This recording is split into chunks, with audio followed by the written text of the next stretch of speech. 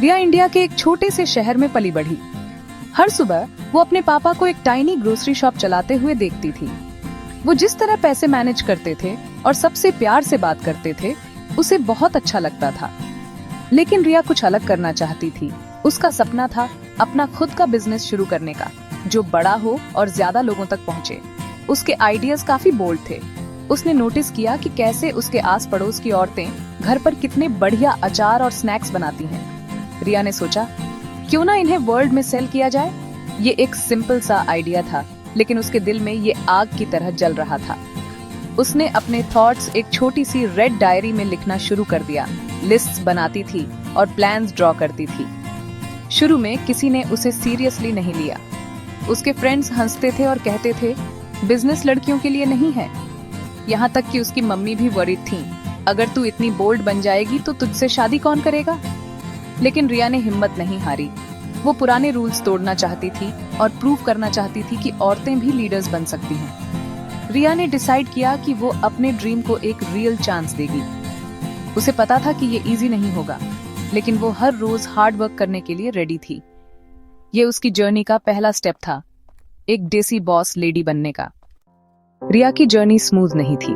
उसकी फैमिली चाहती थी कि वो सेटल डाउन हो जाए और शादी कर ले। तुम्हें वर्क करने की क्या जरूरत है? उसके रिलेटिव्स हर फैमिली गैदरिंग में पूछते थे। सोसाइटी उसके पीठ पीछे बातें करती थी, उसे स्टबर्न और प्राउड कहती थी। प्रेशर हर गुजरते दिन के साथ हेवियर होता गया। मनी एक और बिग प्रॉब्लम थी। उसके पास अपनी कोई सेविंग्स नहीं थी। बैंक्स भी एक यंग वुमन को लोन देने के लिए ईगर नहीं थे, जिसका कोई बिजनेस हिस्ट्री ना हो। कई लोगों ने उसे गिव अप करने और कोई सेफ जॉब ढूंढने को कहा। रिया अक्सर अलोन फील करती थी, हर डायरेक्शन से डाउट के पहाड़ का सामना करते हुए।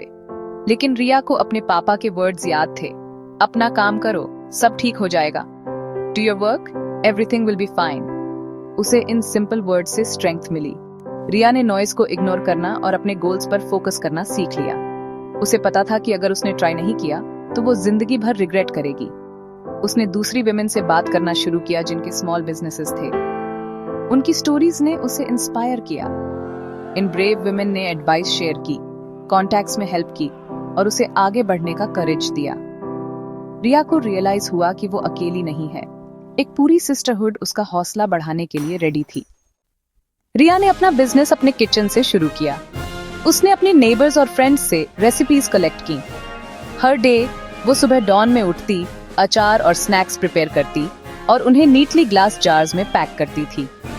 उसने सिंपल लेबल्स डिजाइन करना सीखा और सोशल मीडिया पर फोटोज पोस्ट किए। स्लोली ऑर्डर्स आने लगे। ये इजी नहीं था। कभी कभी ट्रांजिट में जार्स ब्रेक हो जाते या अचार का टेस्ट परफेक्ट नहीं होता था। उसे एंग्री कस्टमर्स का सामना करना पड़ा और मनी का लॉस भी हुआ। लेकिन रिया ने कभी गिव अप नहीं किया। उसने फीडबैक सुना, अपनी रेसिपीज इम्प्रूव की और बेटर पैकेजिंग यूज करना शुरू किया। उसने लेट नाइट्स मार्केटिंग, अकाउंटिंग और कस्टमर सर्विस के बारे में लर्निंग में बिताई।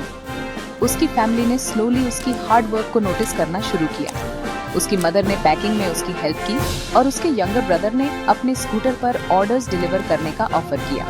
यहाँ तक कि उसके फादर, जो शुरू में अनश्योर थे, अपने फ्रेंड्स को रिया के अचार के बारे में बताने लगे। घर से मिले सपोर्ट ने रिया को और भी स्ट्रॉन्गर बना दिया। रिया का बिजनेस हर गुजरते मंथ के साथ ग्रो हुआ।